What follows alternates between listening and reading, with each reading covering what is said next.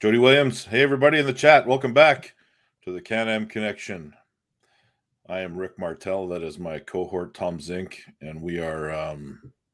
Billy Berg, you see this? Billy Berg, you see this? Good morning, everybody. Jay Clean. Scott's in the house. Billy Berg, GB, what is up? Hey, it's a different day, early in the morning. Thank you for joining us. I still can't drink my hot coffee, so what a weekend. Good Lord. What a weekend. And everybody hit subscribe and hit like, man. Hit like on the video. We got the big number of 5 people in the chat. We had some guy on the comments section say he took the day off work yesterday and he's pissed off at us, so he unsubscribed. Sayonara. Did he really unsubscribe because of that? I don't think so. I don't know, man, but I feel bad if the guy actually took the day off work, but I think it's just a troll job, if I'm being honest. Yeah. Right. Oops. There we go. So, hey, mates. World's strongest man. Yes, Dustin's in the house. What's up? Dustin can finally make it today because we're on a different day and time more than usual. So tell me, yeah, David, took the day off work. So tell me something, because the events that took place over the weekend, you had on my neck of the woods in Pacific Northwest, you had the pastime pool in Athol, Idaho. And I'm bringing that up because Michael Todd was in the area. So you had that event. You had the third qualifier of 4 of the World Series of Arm Wrestling Championships that took place in Riverside, California. So those were your West Coast events. Then on the East Coast, you had Ryan, yourself, competing at the High Five event, Knuckles Up, which is probably the reason why you were busy and couldn't see the East versus West as it was, because they were kind of going on at the same time. I saw a lot of it, not all of it. Where do you want to begin? Jay Clean, you tell us. Where do you want us to begin? We got the soapbox, we got the high five, we got East versus West. And I have my hand gripper, so I'm ready to roll. You let me know where you want to start. We might start putting polls up.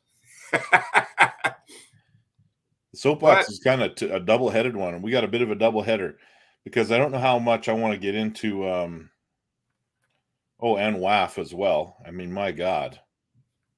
Yeah, that's currently going on right now, the WAF World Championships in Kazakhstan. So that's going on.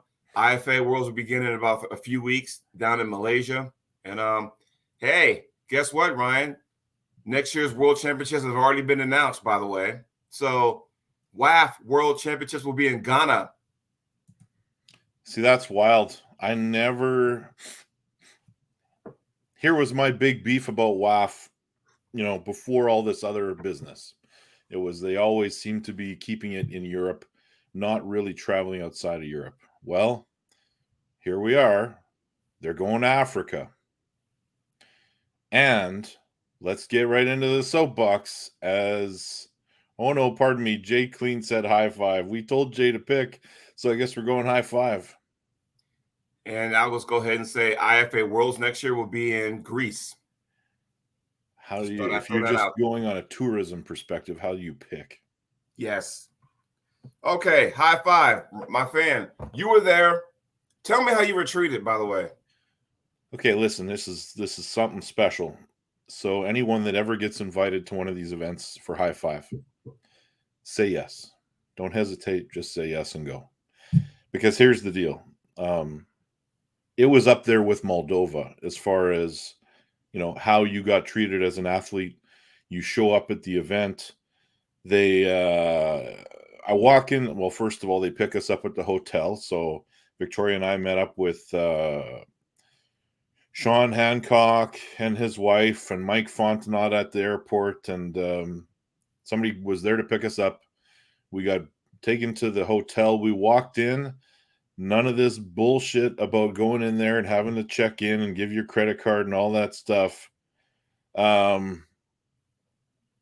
walk in and there's Chris handing me a folder with all of my itinerary, my room keys, the whole deal, and just straight up to the room. None of that stuff. That's big time stuff right there. I mean, to sit there, that's how an athlete should be treated, by the way. Yeah. They said dinners at this time, meetings at this time, show up here. And when they say dinner, like, I mean, they walk in and there's like a selection of 20 things on a buffet that there is just for the athletes and their families. Woo! So, Chris, give me a call. Give me a call. and that was like 3 times a day, man. Like, they fed us the whole weekend.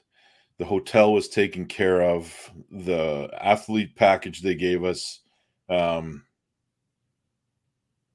God. Man, Backpack with your hoodie, with your jersey, with a bunch of stuff in it, swag. They made you feel good about being there, and they treated you, you know, as an athlete should be treated.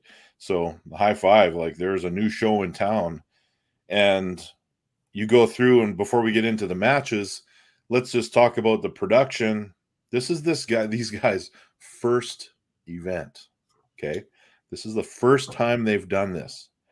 They hired an amazing production company. The only hiccup they had the whole weekend, well, there was two. There's one you guys don't know about, unless you watch my TikTok videos, because they tested the smoke machine on the Saturday before the event, set off the smoke alarm in the hotel, and we all had to evacuate. But so they had some Goldberg smoke coming out and stuff. yeah, they forgot to. They're like, we're just going to do a little test. How bad could it be? Well, the smoke alarm goes off. The whole hotel has to evacuate out to the parking lot for a few minutes. Fire department comes, clears it, lets us back in. But wow, they won't make that mistake again. And then we go and they do the production. Now the production was delayed. That's the only hiccup all weekend. The production was delayed, and when they started, there was a little bit of issues that they seemed to work out as the show went on. By the time it was over, it was like full steam. They brought in the Aussie arm wrestler. He did an amazing job the whole weekend, promoting, hyping the event. Yeah, it was awesome, man. It was awesome. And then you got the matches. I saw the undercard, but because that was free, obviously. I didn't see the main event because I was like, okay, what do I watch first? Because I ordered East vs. West, but I had to work Saturday. So I didn't get a chance to watch it live like everybody else. So I purposely tried to stay off social media so I didn't hear the results, you know. Even though if I did, I would actually go, okay, I'm gonna just go ahead and watch it anyway. But even before we get into that, like, they sold like a VIP experience. So there was a meet and greet with fans, and they basically went around, got autographs, came and talked to you, sat at tables, or got up and mulled around. So that's why you see so many of these photos getting posted on Instagram and Facebook now, because the fans were showing up and they were walking around meeting everybody and talking to everybody. And what the hell, dude, I gotta get on that. Yeah, it was great. And then the event starts, and all of a sudden I see this cowboy hat walking in, and there's Paul Italia. Hey, I saw him and Ryan Grondin was Ryan Grondin there too? Yes, he was. Okay. Man, it was great. Like, I can't say enough good things about these guys. Then we get into the matches, and we got Will versus Leroy, and Will just like he looked motivated. I was worried about him because, you know, you're trying to help run an event, and then you're trying to get, you know, hyped up for a super match against a really, really strong guy. It sucks because the fact that your frame of mind, like I had to be judge, jury, executioner, meaning that I had to be director, referee, and athlete at one of my events, and I was just like, I can't do this no more. So it was just like, all right, I'm not doing that no more. After this year, not doing it no more. I'm just gonna go ahead and focus on reffing and be a director and go from there. So yeah. They had Chris, Will, and Jay, the three guys running it, and they did awesome. And then Will, immediately after his match, changes shirts, gets on the commentary team with Jake. Hey, good for him. I'm glad things worked out, you know. GB says Paul Italia should take his hat off indoors. That's a Southern thing. You know that, right? We do that in Canada. We take our hats off when we're inside.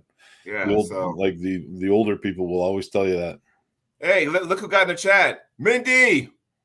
Mindaugas in the house. Mendogas, who is pulling the guy that I just pulled at an event, the Arm Gods event coming up. Nice. Good luck, buddy. Good luck. UK versus Canada. Oh, man. And then we got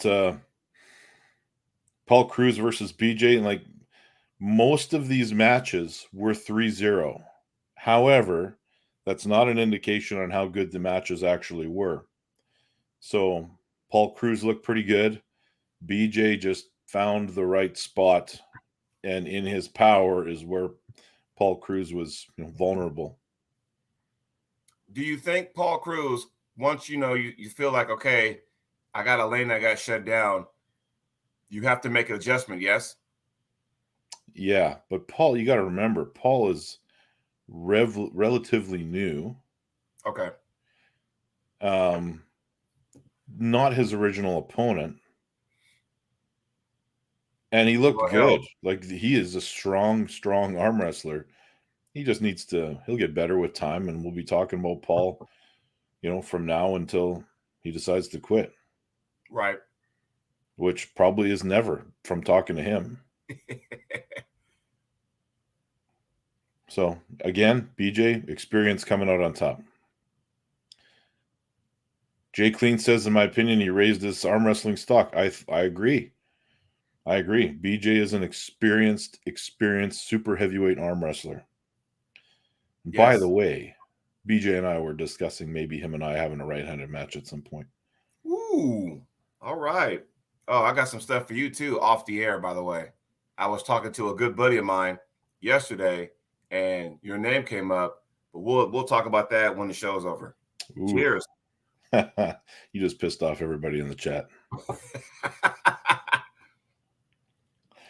Craig Touye versus Svitan Gashevsky, the master. Now, I was surprised at that match because watching that match, it seemed like Craig had no answers to where, I don't want to say he panicked, but it was just like, what the fuck, man? Like, if you cannot get Svitan Gashevsky turned palm up, you're going to have a long day. And I watched him and Bob Brown pulling on the practice table. That was something to see because they both kind of have a king's move, and they were kind of just stalemate. Breaking news. Did you see this, Ryan? Mendoga says they offered him the match against Dave Chafee, but, he was on a holiday and had to say no. What the flip? Can you imagine that matchup? Oh, Mendogas, you should have taken that match. Whew. Take the holiday here because we stayed extra time. And by the way, I'll tell you about my Broadway show experience, which I did not care for. And Times Square is like Vegas with, but a lot dirtier. No, there you go. Yeah. Anyway, stylistic mismatched. Craig, like Svitan Gashevsky is, if you do not know who that man is, do your homework. He's been around for a very long time, and he is a tough guy to beat. And I watched some super heavyweight guys try to pin him after the event and could not do it. Couldn't do it. Wow. Yeah. Wow. Well, when you guys take these losses, it's not that, because I saw, about Chafee losing. It's like the guy's beaten up. Let's be real, okay? Now, he probably already had this match committed, and he had to go ahead and, complete his obligations. But I'm sure Dave's going to be like, okay, now I can just focus on being healthy and that kind of stuff, so. Yeah. Craigy's in the house, woke up from a nap. Yes. You guys want to, we can talk about Dave and Camille right now if you want. Yeah. I didn't see it, the main event, so you can shed more light on me and so can the chat. So tell me what's going on. Well, Chafee and Camille almost Dave Randall-esque shoulder roll. Really? Not quite a flop wrist like Jerry would do. More of a Dave Randall type move, if you know what I'm saying there. Yeah. Like he's carving right in and straight down. And Dave was catching him. He was just catching him a little bit too late. And I don't think Dave expected the explosivity. I don't think any of us expected Camille to win that match the way he won. But it was incredible. And Dave, let's not count out Dave Chafee. Mm-hmm. Let's not count out Dave Chafee. Stylistically, it was a tough match. Right. But Camille came in there, and I said, like, remember when I said they made a Rocky moment? He doesn't know he's supposed to lose that match. Right. Doesn't know he's supposed to lose. And he came in there ready to win. Like, yes. And I've never seen somebody with so much joy after winning a match as I saw Camille. And that's props to him. Is big time. And then he gets on social media and was like calling out guys he wants to pull. And I was like, that was kind of interesting, so. He was calling me out left-handed. Uh-huh. And we talked about that. I would take the match. There you go. So, and Cassie the Punisher, Sweden Armwrestling Television, welcome to the show. There's a part of me that feels bad for Dave. It's like, Dave, stop taking matches, because it comes to a point where our people want to take in matches with other people because, hey, he's struggling. Now's my chance to get that win on that person. How do people look at that? Oh, I don't think so. Maybe, but not here. Not in this scenario. Right. Like Camille was offered this match on 2 weeks' notice. Yeah. Yeah. So he got his shit together fast, and got it all submitted. Got a visa, and got over here quickly. Like he was not, it's not like he had a full training camp, but he never stops training. He's a young, hungry guy. So what can I say? There are people, Ryan, as we speak, they're training, just waiting for a call in case somebody can't make it. This is kind of going to go into my soapbox thing. It's going to be similar to last week's, because those guys, man, if you are not signed to a contract at East versus West, you better. Oh my God, that's thick. Likeness rights. If you don't have a contract signed and you're not getting called from Engen, wait for that call. If you have any name at all, wait for that call. And if the High Five calls you, or the Monster Factory, or any of these other promotions, be ready. 5 different. Yeah, that's how thick this back wall contract was. So, yeah. Here's the thing. Who's to say somebody like let me just pull a name from the hat. Zauer. Who's to say that guy's not just training, waiting for a call, waiting for like, hey, I'll sub in, right? Well, he's Russian, isn't he? I don't know what he is. So he's I don't know what the deal is there. I know that there's going to be some control. WAF is going to, try to control some of these Western promotions too. Right. But we'll get into that in a bit. Doubleheader time for Pablo. Yes. Dave just needs to regroup a little bit. That's it. He needs to regroup, take a little rest, get healthy, come back when he's ready. Just take time off, hang out with your sons, your wife, relax. I know his son's doing flag football. Enjoy your time with that, and just relax, man. Take the rest of the year off, heal up, and then go from there. See what 2024 brings, Yeah. That was one of my most enjoyable things, getting to hang around with Dave and Amber. And yeah. What else we got next on there? I know some guy had 2 matches that day, because that's what he does. Well, let's talk about Jason Merlot and Nicholas Nanestad. You know why I'm a Jason Merlot fan? Because he's more of a left-hander? Yes, but the match was right-handed. The match was right-handed. Man. So, I got so much to tell you off the air, and that's all I'm going to say about that. But Jason Merlot and Nicholas Nanestad pulled a right-handed match. Merlot looked awesome. Jason is one of those guys where You don't really know too much about him. And we talked about that on the show last week, right? He's a family guy, loves to fish, like he loves his fishing. And you know, it's one of those deals. We haven't seen Nanastad compete since Armwars Iron House 1, maybe 2. So was it a good match? It was a really good match. Well, it was kind of dominant, but it was, Jason looked in control. Wow. Even with somebody that tall, 6'6", long arm. Because I was wondering how that would have played out, Nicholas came in, we haven't seen him for a while. Merlot we haven't seen him for a while. He came in ready to go, man. Ready to go.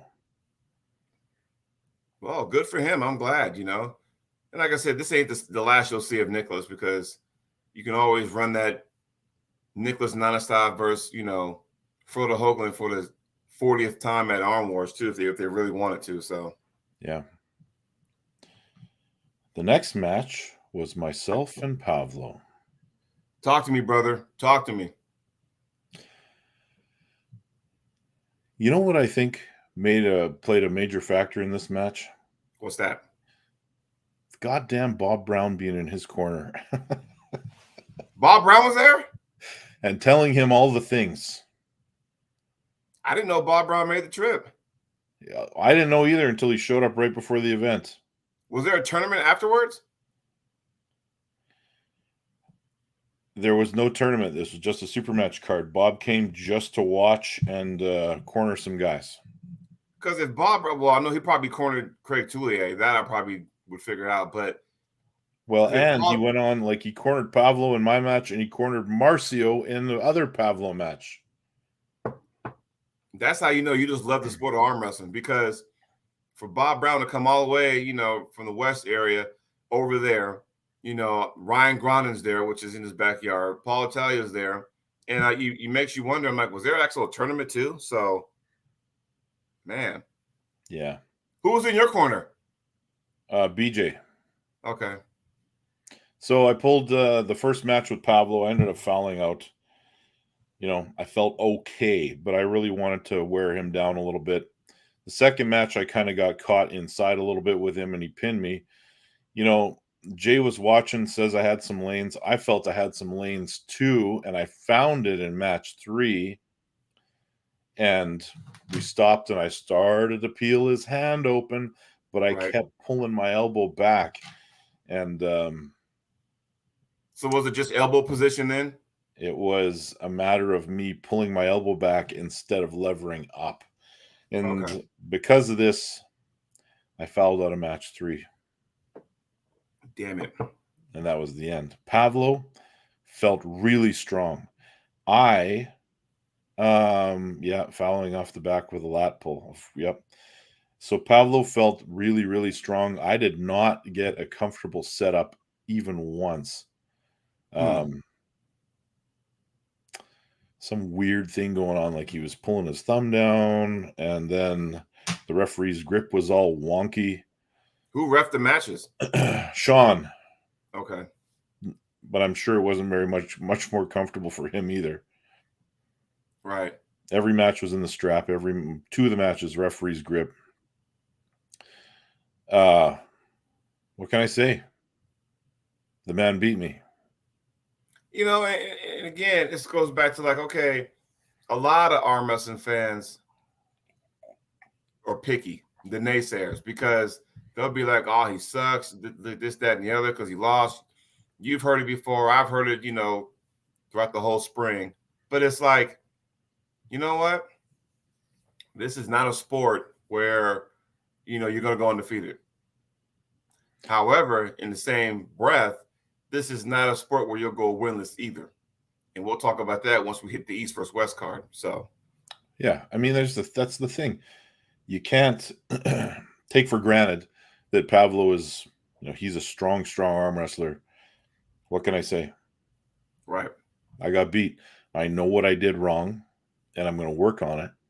And probably the kick in the ass I needed. Yeah, because now you're going to come back pissed off, I was training today. Normally, I take a week off. Did you have a poster of Cody Merritt on your wall training? Nobody needs to see that. I'm just saying, because that's your next match, right? That is my October? next match. And you'll be here to see it in person. Yes. You see that, Billy Berg? Yeah, I'm coming to your neck of the woods, man. I'm coming to Manitoba. I get to meet people like Vivian Santos. Look at this guy. He's going to get me the rematch. At North versus South? That's what he's saying. That's what he's alluding to. When's the Cody match, Jay Clean? I believe it was, what was the date? October 7th. 7th? Yeah. And Mendoga says he'll get revenge on you next month.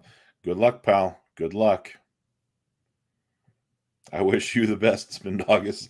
Pavlo is also one of the nicest guys I've ever met in the sport. So what can I say?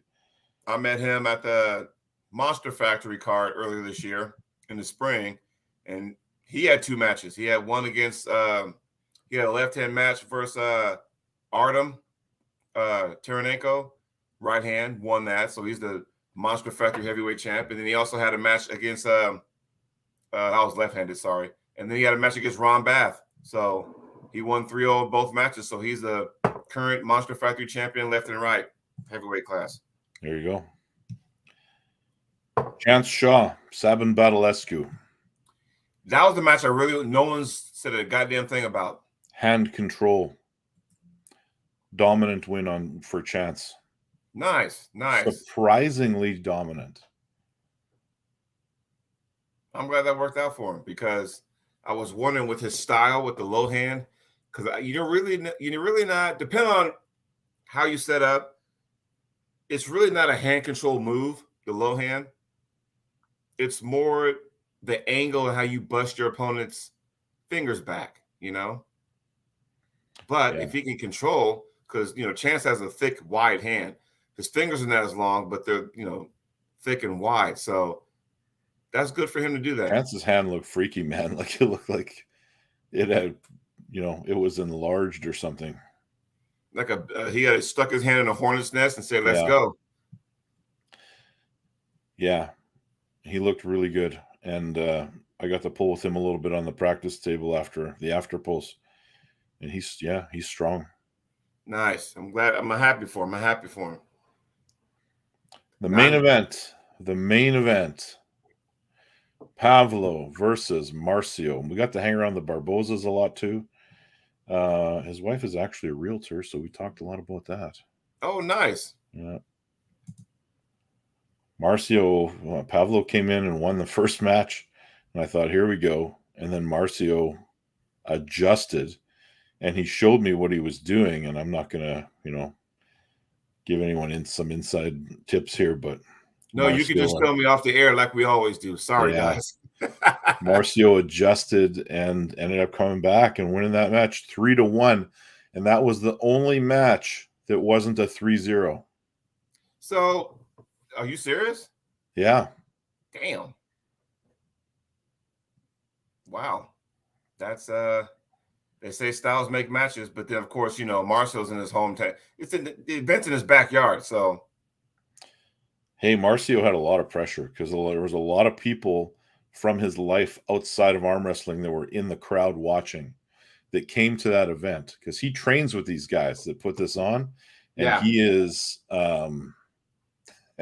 Scott doesn't like your off-air stuff, but he trains with these guys that put this on, and all of his friends that were in the area came and watched. So tremendous amount of pressure for people that are in your life that don't normally watch arm wrestling coming out and checking out what you do and have done for all this time. Oh, yeah, Hey, kudos to him for doing it though, So I get it. Yeah. Good for him. You want to do a soapbox intermission? Yeah, let's do that. I think these guys are thirsty for some soapbox.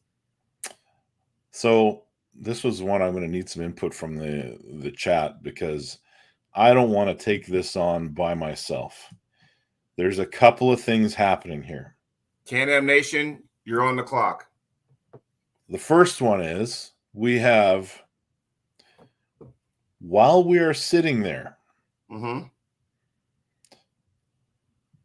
at the High Five event, somebody announces to the room, Derek Smith just pulled out of his match at AWE.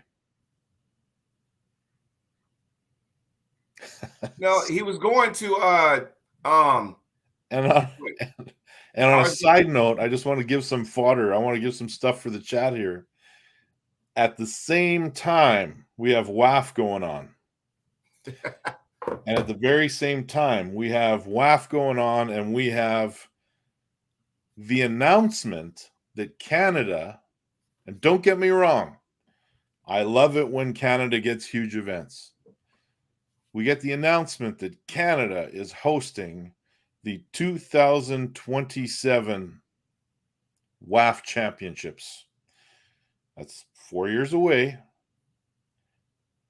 But without any knowledge of the national body in Canada, the Canadian Arm Wrestling Federation, or the Ontario Arm Wrestling Association, which is where they're proposing this World Championship is held.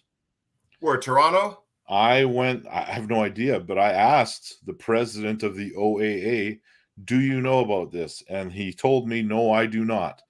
We have not heard about this since the presentation we had at the National Championships, and that's a different story. But we have this event that's coming to Canada without the involvement of the Canadian Arm Wrestling Federation at this point. A lot can happen in the next 4 years. Oh, Scott says Ottawa, probably because that's where the Worlds were back in 2003. Right. They've done it before. So we got this WAF Worlds coming to Canada. And then we've got the fact that we've got guys that are at East versus West making the announcement that they're out of their matches and other promotions. Oh, here we go. What's up, Paul? Paul Ty's in the house. Oh, man. So where do we even go with this? We've got these contracts that are man. killing or attempting to kill, it seems, smaller promotions. In particular, let's talk about Ryan Bowen's stuff. Well, first of all, who was Derek supposed to pull down there? Lachlan. Damn, that would have been an interesting match too. Now, what might even be more interesting is the fact that maybe Lachlan gets a contract as well. Well, Lachlan has pulled on both organizations. He's pulled at East versus West. He's pulled at King of the Table. So who's to say that match still can't happen, just not in that particular promotion down under the equator? You know what I mean? Well, and they were going to pull for this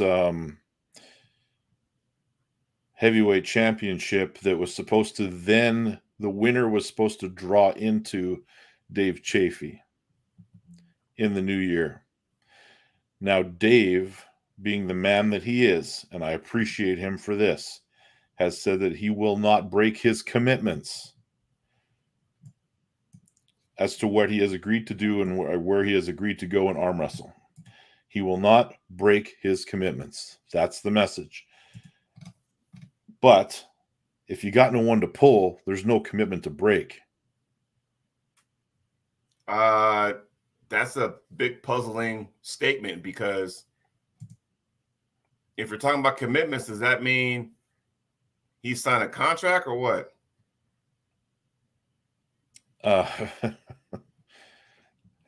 I mean, if you got, well, let's speculate that at some point Lachlan gets a contract.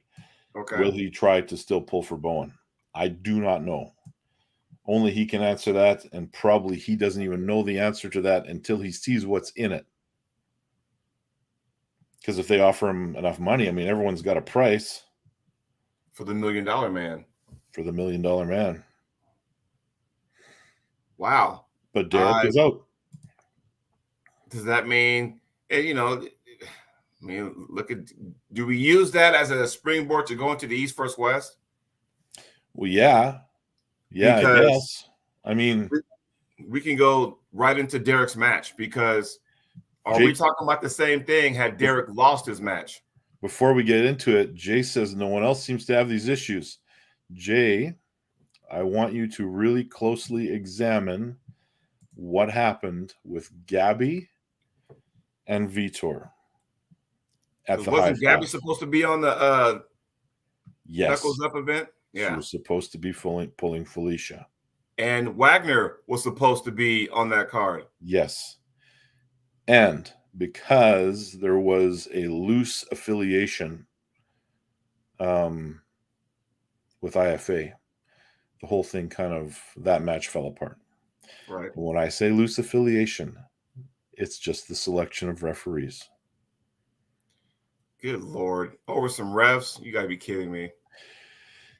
And it wasn't IFA rules. So we had Judy from Poland. That's what she goes by sometimes. That's one of her, what she is on Instagram. Judy, good great rep. Sean Hancock, who has never tried to, hide where his allegiances lie. They're the referees. So we now have these, the situation where this event was, well, they said your event is in non-compliance. That was the wording at the high five. I don't know what that's going to mean down the road just a little bit. Okay, USS Liberty says, are you comparing the malevolent behaviors of WAF to Engen? How can I not put them in the same grouping? Because WAF and East versus West have an affiliation. They do. Dig a little deeper. There is an affiliation there. Wow.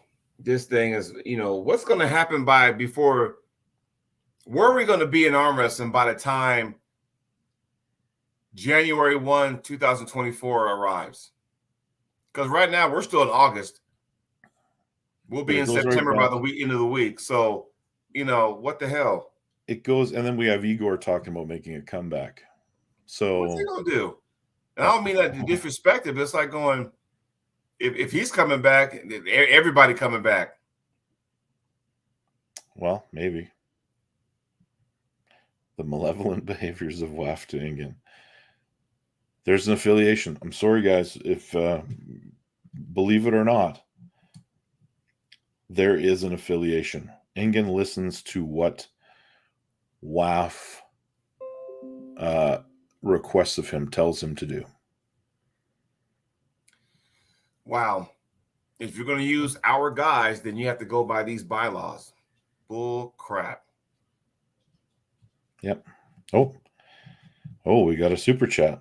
Woo. USS Liberty, never forget, $4.20. Thanks for clearing that up. And we'll use that as kind of into the East versus West. Let's go into it. It's a question because with Derek pulling out of Ryan's event, will that still hold true if Derek lost his match this past weekend? Hard to say, but his stock definitely went up. So again, this is why you don't give up on pullers who just, who struggle. This is why you don't, and this is the point I was trying to make with Dave Chafee. You don't give up on guys like that because you're not going to always lose. There's going to be a window of opportunity. When you see it, you take it. Derek saw his opportunity, took it. There you go. You know what I mean? I'm happy for him because I know he's been struggling.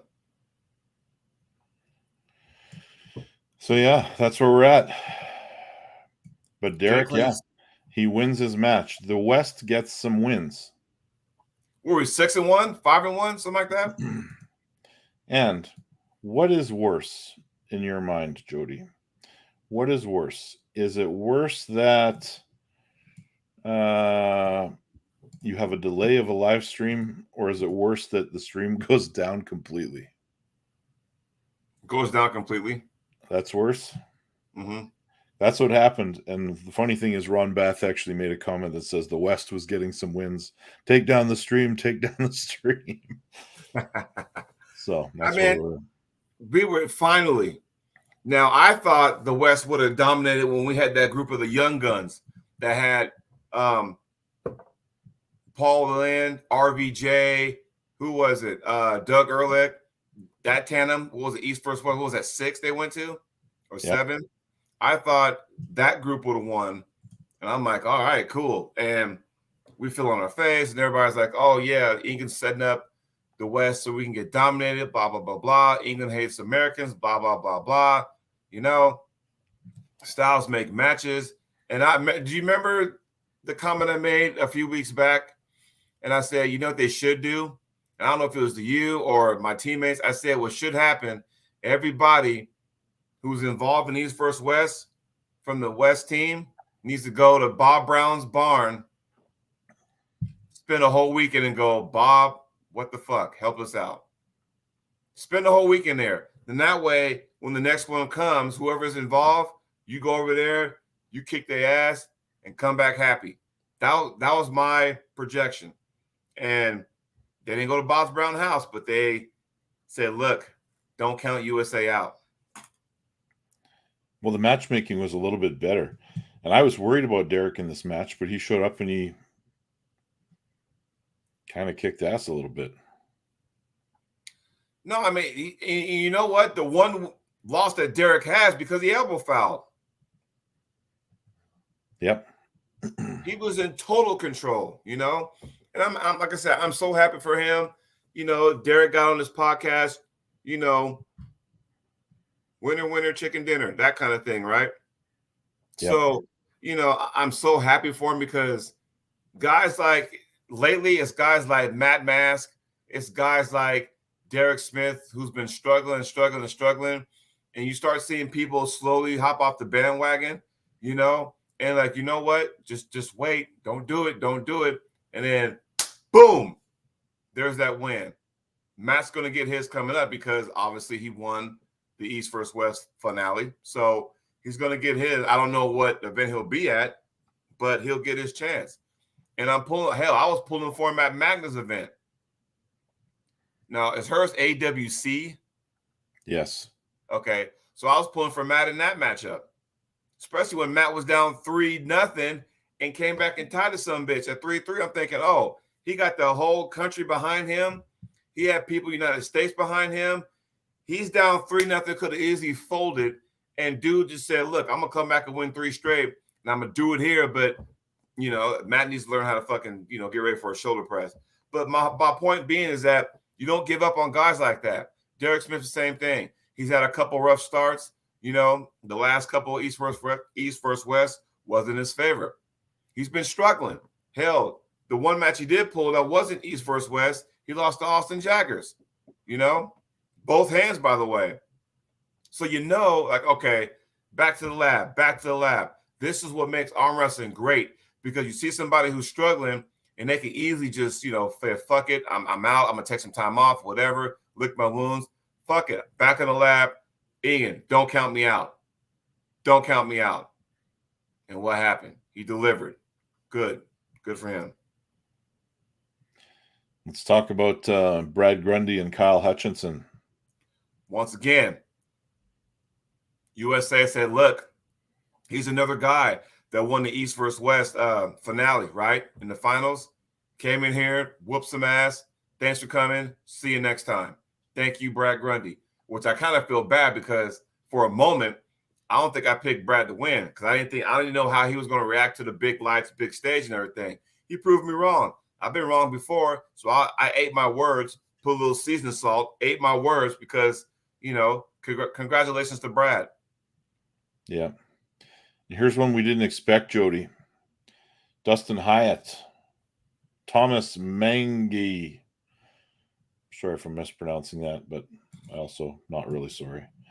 But Dustin Hyatt, I think we all kind of expected him to win that one, didn't we? Yeah. Dustin has been whooping ass. Monster Factory. He's the lightweight champ at the Monster Factory. He went to Arm Wars. Whooped ass there. So I'm thinking, yeah, give him the stage, see what happens. Give him the stage, see what happens. You know? Look at this comment. Hutchinson said he didn't train for his match or for this match. Why would you not train for something? Why would you go and disrespect a promoter and your opponent by showing up not trained. And on the other flip side of that, why would you talk about that? Because if I'm a promoter, I'm never calling you again. You didn't even train for the match? Looks like he might be hanging out of arm guards now. Yeah. Because, like, dude, seriously. And was that him breathing super duper hard during that match? I don't know, man. Apparently Austin Jaggers called me out again, but he doesn't want out of it. Yeah, because they got the microphones right here on the shirts. And I remember watching that match with Kyle and Brad. I'm like, damn, who's been breathing so hard? So, I mean, maybe just, conditioning, maybe. I don't know. David says all weights, no table time. And that kind of sucks because that you can go either way with that, because speaking for myself, and you and I talked about this over the weekend, Ryan, I don't get as much table time as I would like. That's just what it is. Pullers are hard to come by in my neck of the woods. And my team, a lot of us are parents who have kids, and they're all involved in sports, and that's where we're at right now.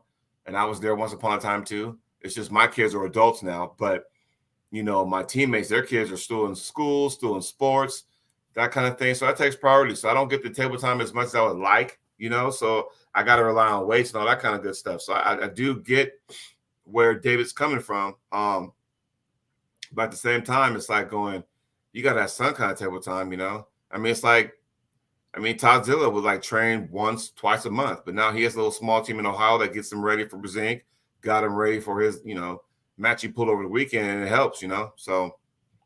Okay, if they're clearing it up here, saying that he just didn't do table time, he did weights. Okay, well, that's different than no training, but okay.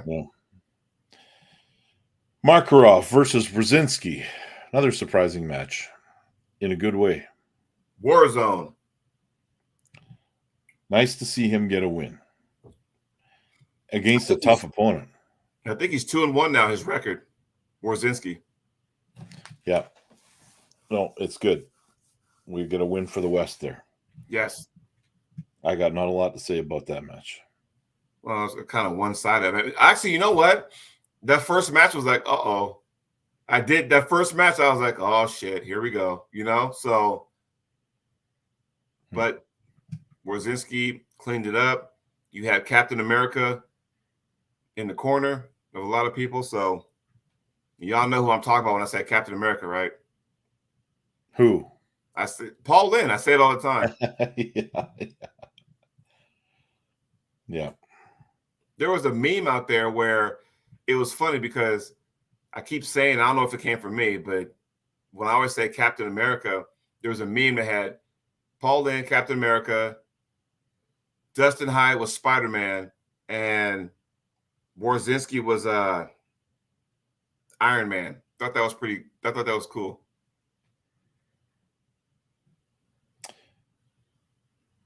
David Arabuli versus Ivan Matyushenko. David won the belt, didn't he? Wasn't that a title match? I heard two different results on this match. I didn't see it. Jay Clean, help us out. Ivan was dominant. So I thought that's what happened too, because I heard Ivan's I saw his little write-up after the match. I have pulled Ivan Matyushenko. How'd you do? I was beating him in a hook at the WAF. Ryan inside, got a boy. So, but Ivan is legendary. He's been around forever. Yes, GB. Randy Couture is Captain America. Met him on a couple occasions. Once at the Arnold Classic, and then his son lives here in Bend, Oregon, and I bumped into him on Father's Day one time. So that was pretty cool. Yeah, what do you think about those matches where a guy doesn't sweat, as David put up there, Where it's that dominant? Yeah, you don't even sweat. I don't know. I mean, I sweat. That's just what I do. I just sweat. That's what it is. But, so. Yeah. I will. Can we talk about the match? In my opinion, the match of the day on that card. Are you talking about Farid versus Georgi Zoranov? No. I'm talking about Prudnik. Let me ask you a question. Yeah. You think Farid's taking this stuff seriously right now? Or is he pulling because it's in Turkey? Has he pulled anywhere else? Not recently. That's hard to say. But I'll tell you what. David and Prudnik, by far, in my opinion, I don't know what the chat thinks, but my opinion, the match of the day on that card. With the big comeback. Yes. I was scratching my head going, Prudnik, like, bro, what's going on over here? Because remember, prior to that, his face was all swollen or something like that. Did you remember that? Yeah, he had the stuff going on. I don't know what the hell that was. But I saw his Facebook posts. Yeah, I don't know if he got in a fight with a hornet and like his face all swelled up and stuff. And he looked just fine. But he went down, and I'm thinking, all right, Dotacon looks fucking badass. He comes in here. I'm coming inside. I don't care what you do. Match 1. Let's go. Match 2. I'm thinking, what the fuck, And then all you got to do when you're down the match, you make minor adjustments. Because then when you stop that hit and kind of bleed him out, then David, okay, here we go. Now he's wearing out. Now, the big issue with that match is that David was taking so much time than normal. You should have been getting fouled for not approaching the table. Like, he was so burnt out and so blown up, he would purposely walk away. Oh, I need extra chalk. And Prudnik was like, there's chalk on the table. What the fuck are you doing? To the point where Prudnik yelled, hey, we can finish this tomorrow, I guess. Like, I thought that was kind of funny. But, yeah, it was like going, dude, why are you taking so much time? Like, he was burnt out that much. He put all his eggs in one basket the first 2 wins, but you still got to win one more, and he couldn't pull it through. And that's when you start seeing the tide turn like this. And it was like, okay, here we go, Yeah. Jay Clean. David Farah put up a better fight against Gennady in the same event that he did against God, I can't pronounce that name. Zoranov. Yes. Yeah, from all what I saw, it was not close. But I'm just saying, I mean, that to see what Prudnik did, I was very, very impressed, And sometimes when you take a loss to somebody and it's a dominant loss, you kind of go, okay, I'm going to just go back, lick my wounds. Are they waiting for Ingen to call them? Is that how it goes? Yeah. We haven't seen Prudnik since his loss to Devin. Hasn't heard a damn thing. So is it because they just kind of sit there, I'm a train? Hey, Prudnik, how you? This is Ingen. So, I mean, is that how that works? Or what? Yeah. I don't know. They need to start making rules like, bro, when the ref says get to the table, come to the table. Stop messing around, Though they could hand out warnings. If the refs don't do it, athletes will take full advantage of that. That's just my opinion. So they have the ability to do that. Just to let you know. So then we got Dotacon. Let's keep talking about him against Irakli. Yes. Well, here's the thing. So for some reason I forget that match. I don't know why. Did Irakli lose? Yeah, I think he did. Why am I drawing a blank? I sat there and watched it, but for some reason I'm drawing a blank. The hell's going on with me? Getting old, Ryan. Getting old. I know Irakli did not win, but I can't remember how the hell that match went for some reason. Help me out, chat. Help me out. Why? And then, of course, there's the argument. Did that match impact him later when he went against Prudnik? I don't know. I've seen that's a catch-22. I've seen Morozov pull 2 matches and win both at that event before. I've seen Hermes pull 2 matches at the same event and win 1-1. That all depends. Because I'll say this. If you want to use Prudnick for an example, or I'm sorry, if you want to use Prudnick match was first, pardon me. Well, if you want to use, let's use Hermes for example. The first time he was supposed to pull Jerry and Jerry couldn't go, right? And Dave Chafee stepped in.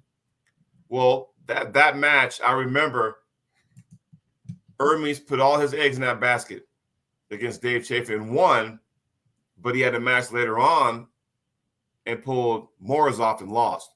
And I think that was more of, hey, if I lose, big deal. It's left hand. I put all my eggs in the right hand match against Chafee and show people why I deserve the interim East vs. West crown at that moment. Y'all remember that one? So you can look at it that way, or you can look at it as like, hey, we'll take Pablo at the event you were at, Ryan. Did he put all his eggs in that basket to pull you? And then, okay, I might be burnt out by the time I pulled in the main event versus Marcio. There's a couple ways you can look at that, Yeah. So there is. Should we quickly touch on some other ones here? Yeah, because I got to get ready for work. I have a meeting, but. All right, let's talk about Paul Lynn versus Ruslan Babayev. He's our Captain America. Way too dominant. And Ruslan was like, was stout, but Paul just had way too much power. Just hot knife through butter. Yeah. Samusha versus Vala. Samusha, man, oh man. What can I say, right? Todd Hutchings. For a guy that won 3-2 but never got pinned, he made that statement he made stuck with me. You win 3-2, but your 2 losses, you never got pinned. So, very aggressive. Hey, you know what would be even funnier? Victoria, if that was a super chat, that would be funny. You know what? She's sitting at work watching this. I'm going to tell her boss. She might be on her break, though. Oh, man. I wish my wife was coming to North versus South, man. Because we'd be hanging out, the 4 of us. So, bring her. Billy, send him another ticket. There you go. So Todd Hutchings versus Ibrahim Sagov. It was pretty Todd made that way harder than it had to be. Well, I mean, how far was he just pulling Brzezinski? Even though he went through Brzezinski, then, see, your wife has spoken. Bring her. I need another ticket, Billy. There's time. Need another ticket. But the thing is, though, is that, hey, does it show because he mowed through John at AWC, and did he struggle with this one? So was it enough rest time in between? He still won. He won. I mean, you can't really argue that. I mean, had he lost the match, we'd be having a different conversation. Right. So I don't think it's a matter of that at all. I think he did a good job. I think he came in and, now Todd's going to rest because he's no longer committed to AWE. And onward he goes. That was the first domino that went down. So I think we're going to only see Todd Hutchings for a while in East versus West or King of the Table. Right. And Jay Queen says the issue was Ibrahim's explosiveness. That was the biggest problem. Now, I remember sitting at the High Five watching these next 2 matches, Laletin versus Rivas, of course, man. So tell me, why did he thought the official score was 1-0. But then I saw somebody posted it as 2-0. Yeah, it was. It was 2-0? Yeah, because something happened after match 2. Rivas jerked Vitali's arm across the table. Do you remember that year in 2009 WAF Worlds in Italy where what the fuck was his name? He pulled Tim Breslin and Breslin yanked him across the table. I don't remember that. And yeah, so they're in the strap.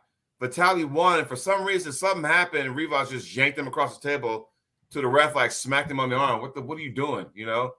And they didn't pull after that. So, Todd versus Sasha, right on ZB. And Sasha was such a small guy. Like, anyway, go on. And I don't know what happened. I heard that there was an injury to Rivas or whatever, but he didn't lie, whatever. But it was just like, you don't need to do that.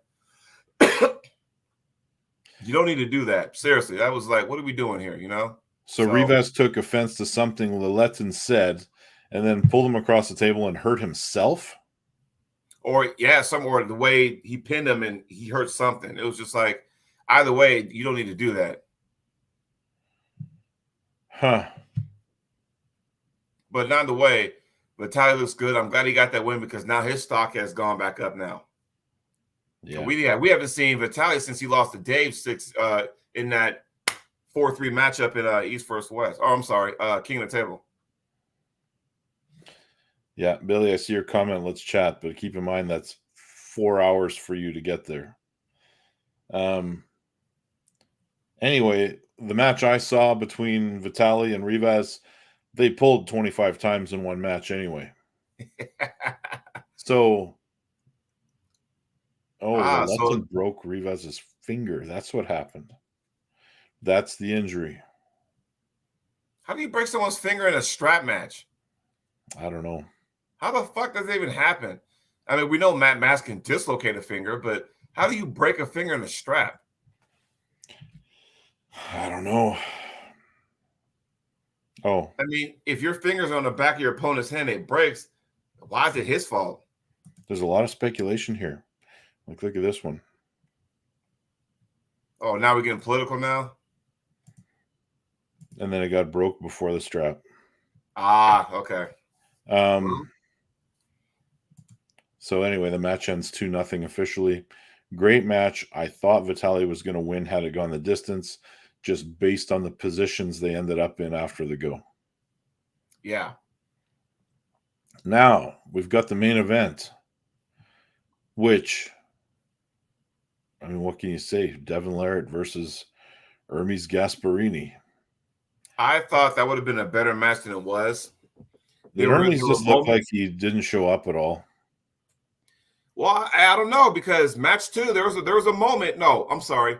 Match 3, before it went to the strap, there was a moment when it was like, okay, here we go, where Devin was kind of fucking with him. You know, I'm up 2-0. I'm going to sit there and talk trash, and all of a sudden, you see a whoop like that, but couldn't fit. And Devin was like, oh, okay, maybe I shouldn't be doing that yet. You know,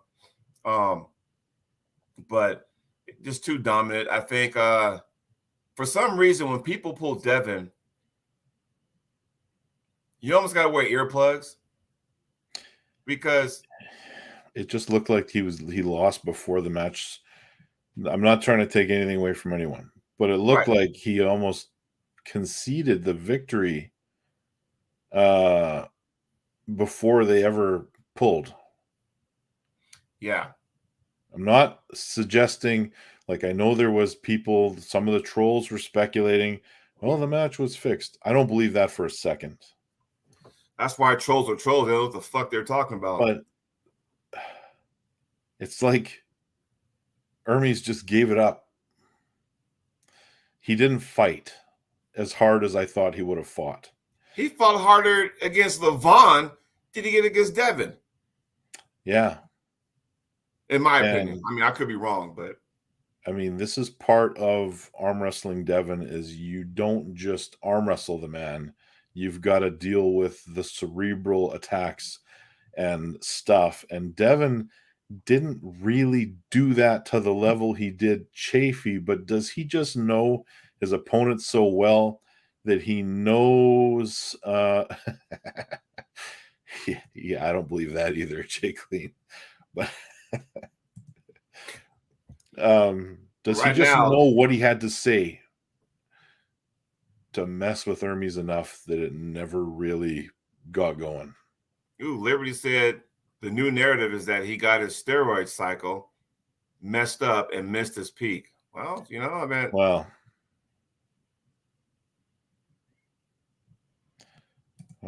this is fun. Mr. Rabbit says Devin and Hermes had a practice pool the day after, and Hermes said he couldn't beat him. The pronation was too much. That's so weird to me, though, because Hermes has pulled guys with pronation that is maybe better. So do you use okay? So let's do this 6 degrees of separation theory, and because Levon is the common denominator with these two gentlemen. So when Devin pulls, and you can use Devin was different than he is now. Whatever theory you want to put in, fine. But not Hermes. When Hermes pulled Levon, Levon struggled. Devin pulled Levon like whatever, do what you want. You're going down. Yeah. This is where styles make matches, right? I assure you, if Devin gets another crack at Levon, he's going to have a different approach. And you can sit there and say, oh, when Devin cuts his hair, it's business, whatever, But what I do know is that Hermes had more energy for Levon than he ever did against Devin. So, and he was the champ going into the match, by the way. I'm going to answer this question. And I'm going to answer this based on that exact movement of pronation. What guys are involved in this then? Who are we talking about? We're talking about, when I said Hermes has faced and beaten guys and contained guys with better pronation. Mm-hmm. This is my comment to this is that I think, and say what you want, in that pure plane of movement, Matt Mask has better pronation than Devin Larratt. And that is the only reason why I think that historically they've always had really good matches. Well, the problem that lies right there. I agree with you, but I'll go a step further. With Matt Mask, that's all he has. You stop that, then Matt goes away because that's all he has.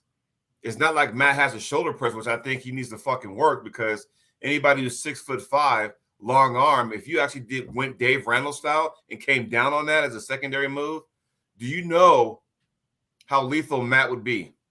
Think about it. Now, I'll also say this. 5 years ago, we were talking about Devin's King's move. Mm-hmm. When was the last time we had to see him actually use it? He hasn't had to. It's there if he needs it. Now, the Devin now is more like break glass in case of emergency. That's where we're at right now. So that's where that goes.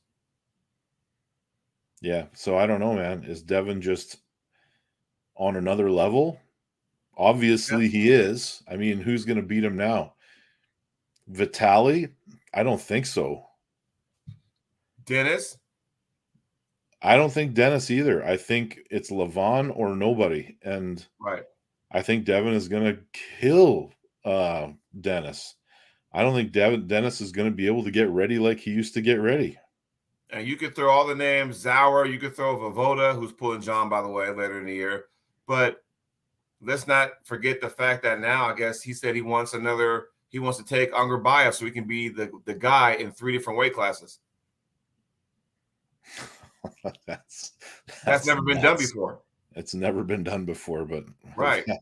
So it goes to say, okay, would you rather be the champ in 3 different weight classes at East versus West and be recognized as the guy, or would you rather win a WAF World Championship? Well, I don't know. I mean, that depends what's important to you, but right. I mean, how can you,